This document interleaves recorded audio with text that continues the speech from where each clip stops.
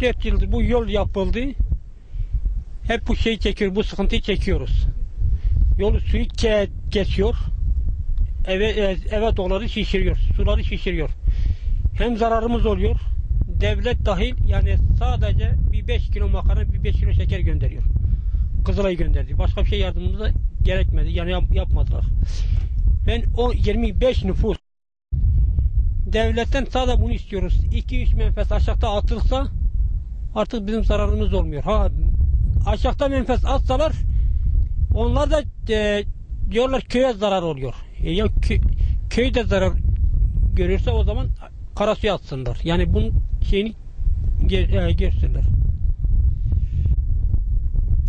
En azından geçici olarak da suların böyle kabarmasından önce birkaç tane menfez çalışması da yapılsa gereği yapılır. Yani getirip 1-2 torba makarna, bir 5 kilo şekerle bu iş çözülemiyor. Yani vatandaşlar sanki çocuklara bayram şekeri dağıtılır gibi 1-2-3 geçici bir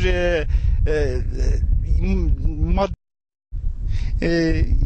genellikle özellikle bu zamanlarda bürokrasi geliyor böyle bir fotoğrafını çekiyor, belirli kişilerin resimleri çekip gidiyor. Yani özellikle mesela sivil savunma her sene hazırlığını yapıyor. Mesele bittikten sonra